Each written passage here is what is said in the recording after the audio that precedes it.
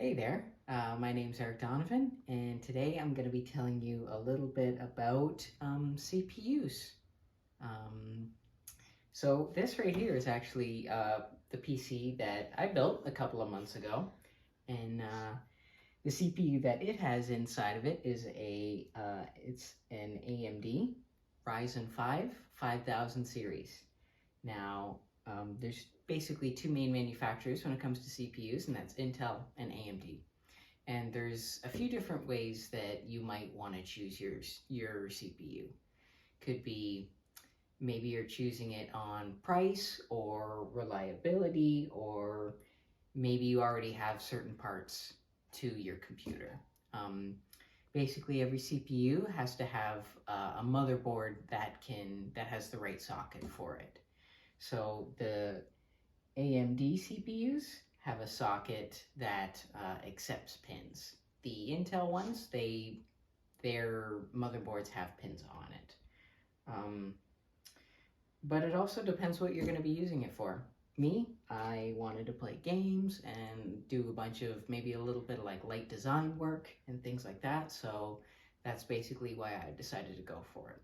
Also, it was a lot cheaper than most Intel computers. But definitely do your own research. Definitely read reviews that are out there. Definitely see what you can find maybe on deals or anything like that. But anyway, once you've picked a CPU, you're going to want to install it. Now, installing a CPU is pretty much kind of the same either way. You're going to want to take your CPU into your motherboard and be very careful with it. Be very delicate with it. Like I said, there's a lot of pins on there, either in the motherboard or in my case on the CPU chip. Now you place your chip inside very, very carefully. There's going to be two little green or gold triangles on it. And once it's in, you kind of close a little latch on it. And once that latch is closed, then you can start with putting your cooler on it, which is this guy right here. Now there's a couple different ways to cool your CPU. Some are like water cooled, but this is the most common one here. It's a heat sink and a fan. Now basically that was the biggest problem with this one, at least for me. Once the CPU was in there, that was easy, but actually trying to screw the fan and heat sink on, it probably took me 20 minutes to do it. I'm a little ashamed of that, but once that's in there, once you struggle with it a little bit, you might. Then you're pretty much have your CPU in there. But you want to make sure there's thermal paste on it first.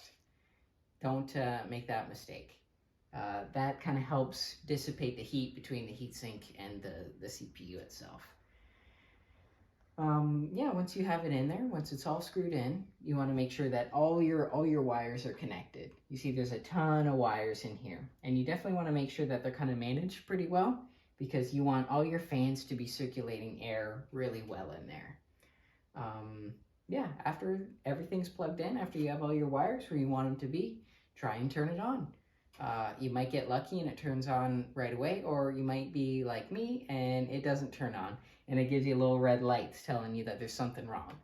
Well, I was lucky in my case in that I just needed to like update the BIOS of my motherboard, which didn't take very long.